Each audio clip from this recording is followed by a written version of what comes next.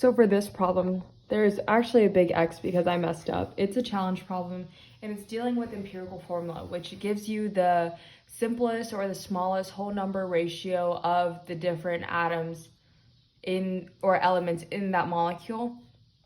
And for this one, it tells you that 3 pure compounds form when 1 gram sample of element X combined with 0.472 grams, 0.630 grams, and 0.789 grams of element Z respectively. And they tell you that the first empirical formula is X2Z3. And usually what they give you would be like grams or moles, and then you divide by the smallest moles to get your ratio. But in this case, they give you the ratio.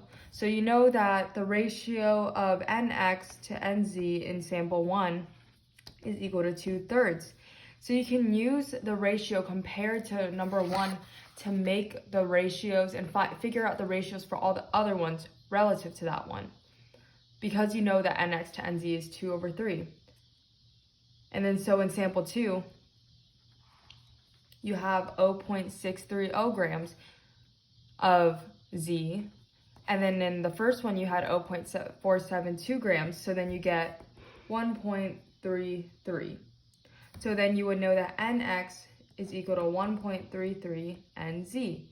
So that means that 2 over 1.33 times 3 is how you would go to the empirical formula. Oh, sorry, I was off screen again. And then that would give you 2 over 4, or 1/2. So the first one is going to be X1, Z2.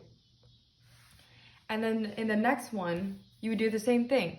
0.789 over 0.472 gives you 1.67. And so it's 1.67 NZ. NX over 1.67 is equal to 2 over 1.67 times 3, because you don't have the number of NX, you have the relative Z's. So you have NX over 1.67, you use the 2/3 again, and then you're gonna get that is equal to 1.67 times 3. That is gonna give you approximately 2 over 5, so then you get X2, Z5.